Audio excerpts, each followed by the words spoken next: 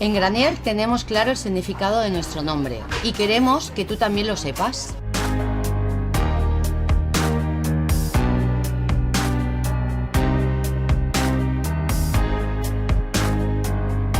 Tanto mi equipo como yo sentimos recompensado nuestro esfuerzo.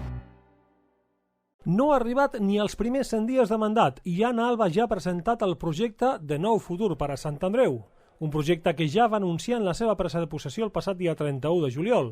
Presentarem un pla d'actuació que, sobre la base dels resultats obtinguts fins ara, sigui capaç de plantejar solucions als reptes més importants.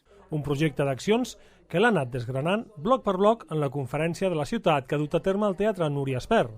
Tenemos el reto colectivo de preparar nuestra ciudad para los nuevos desafíos del futuro, en base a los valores de progreso, de solidaridad y de igualdad. Entre les accions a dur a terme en els propers mesos destaquen, per exemple, en els següents àmbits: habitatge. Os puedo anunciar que el Ayuntamiento impulsará la construcción de 100 viviendas nuevas, viviendas de protección oficial y principalmente de alquiler. Economia i comerç. Sant Andreu de la Barca está implementando una estrategia de desarrollo urbano para hacer una ciudad atractiva y que genere actividad económica. Es fundamental atraer inversiones para ser competitivos y atractivos. Urbanisme. Mejoraremos las conexiones entre los diferentes puntos de la ciudad, con la construcción de una pasarela que comunicará la Avenida Constitución con la zona de entrada de Sant Andreu de la Barca.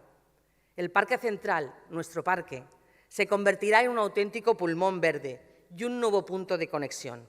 També per la gent jove. En unos meses renovaremos el Centro Joven de Recursos y crearemos el nuevo punto joven para acercarnos más a los institutos. Otro de los elementos fundamentales para este colectivo es el acceso a la vivienda.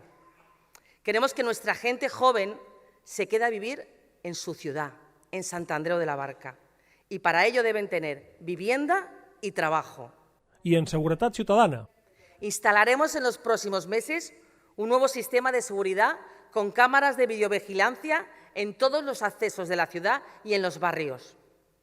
De esta manera queremos incrementar la sensación de seguridad de nuestras calles y en nuestras plazas. Sense oblidar àmbits com el de la gent gran i serveis socials, igualtat, noves tecnologies, ensenyament, cultura, salut, esports o participació ciutadana.